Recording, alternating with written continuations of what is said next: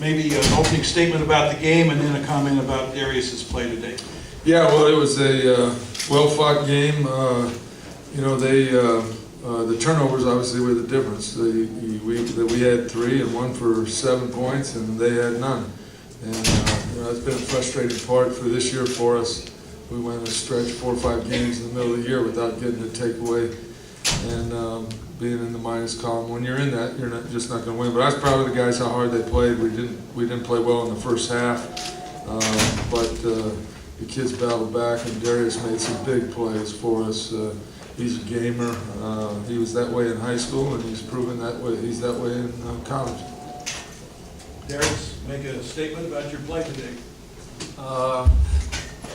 Basically, throughout the whole game, I knew that it was going to be a big game for the inside receivers, really all the receivers, because of the coverage they played. So I just did what I had to do. Perfect calls by Coach Jones throughout the game. We didn't come out, like he said, in the first half. A few turnovers. It really came back to bite us in the second half. Okay, questions from the floor.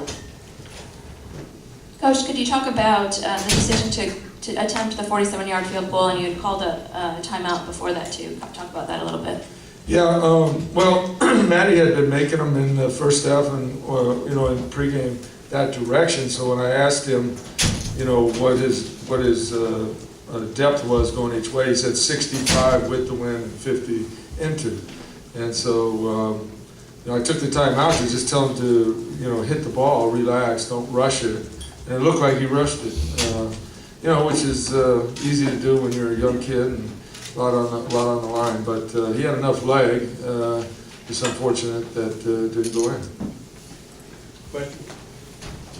Well, you took the time out just to talk to him. There wasn't any idea of changing mind. It was just I knew that if we didn't make the field goal, that we probably weren't going to get the ball back. So it was, I just wanted to make sure that he was okay, settled, just hit the ball. Didn't even care if we get blocked, just hit it solid. And I knew our protection's been solid inside, and they weren't going to come through. Too bad. It would have been nice to hit it, obviously. Can you talk about Kyle in the first half and Kyle in the second half, and what you noticed to make him so much more effective in the second half? Well, he just he didn't go through his progressions in the first half quite like he should have. He did a lot of good things in there today, but you just can't turn the ball over, and that's unfortunate. But he'll keep battling through and get better and better, and we'll learn from it. But he made some good plays in the second half, and thought he made some nice throws. The throw to Darius on the touchdown was a big-time throw, and showed a lot of poise. A couple situations got the ball out, so he grew up a lot in the second half. Would have been easy, real easy, just to not rally up. But that's what the great ones do. They can have that type of first half and come in the second half and do good. The defense played really well, only one offensive touchdown that they gave up in the second straight game, but they really probably played well enough to win. I think the defense played well enough pretty much in probably 12 of the 14 games this year to win, I thought. Other than not taking the ball away, our defense played good enough at UCF and this one to win the game. I'm proud of them. They playing hard, and the one touchdown they gave up is always tough when you're early. You never get used to the game speed of it, and once they settled in, they played pretty good football. If we hadn't turned the ball over, hadn't given them the seven points, it would have been obviously a lot happier locker room right now.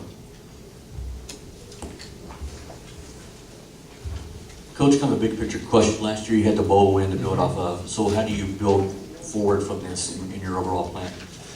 Well, we talked about it in there. We have the foundation built. I think we have a lot of good players coming back, and we've got a lot of young players committed to coming, and we're making the steps in a positive direction to just keep getting better. And, I've said, Kate's asked me a million times, I think we're still a year and a half away from the recruiting class, one class and a half a class to really have the depth that we need. But I think we're learning how to compete together and play together and all those things that you do, good football teams do.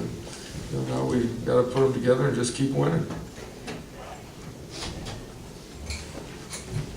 along those lines, how important is it that you do have a young team? You're not losing a lot of guys, regulars on both sides of the ball. How important will that be? Well, we, we feel like it is. We're going to be green in some areas. You know, we're losing some key players, Yuri Yenga and Pete and Sterling Moore, to name a few. I know I'm missing another senior, I'm sure, somewhere. But we are still one of the youngest teams in college football.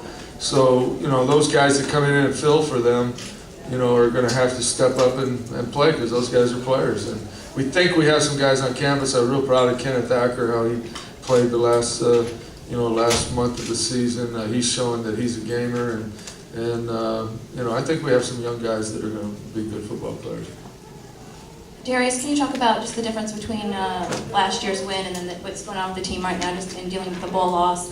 And also, can you address your future at SMU? Do you plan to be here next year?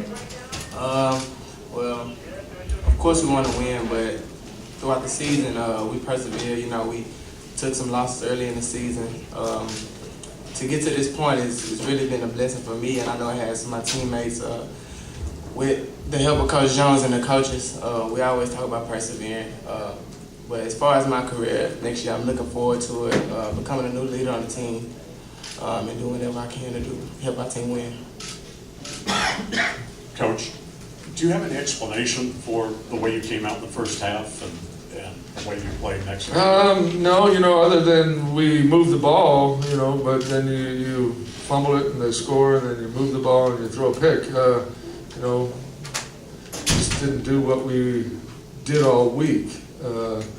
They didn't do anything different, and we just didn't do early what we,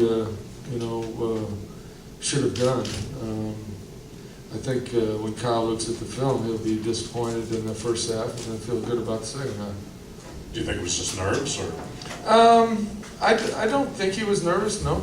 I don't think so. I think it's just the discipline of doing your job and not worrying about other things and just do your job. Any other questions? Darius, can you talk a little bit about what it was like to play a bowl game at home? How was it strange, or was it comfortable, or what was it like? Being in front of the home crowd, it's good. We had a lot of supporters. It really didn't feel different, but the intensity of the game it's a lot different. You got Army crowd just going crazy, so it was a different experience, but it was very enjoyable. June, could you just address what you saw out of Army side and your old friend Rich Ellerson and that pass at the end, which sealed up the game? Yeah, well, he's a good football coach, and they do what they do, and they're going to get better and better and better. And a lot of wishbone teams wouldn't have the courage to throw that play at the end. And Rich has always been that way, even at Cal Poly. They would throw the football, when other wishbone teams, I think, don't do it. And so he has a unique style of play, and he's mastered it very well. And I think as they're like us, as they get their players in place, they're gonna have a good football team for years to come. Any other questions? If not, Coach, would you mind staying here for about Sure. 3 minutes for one-on-ones if you want to talk to him? Thank you very much.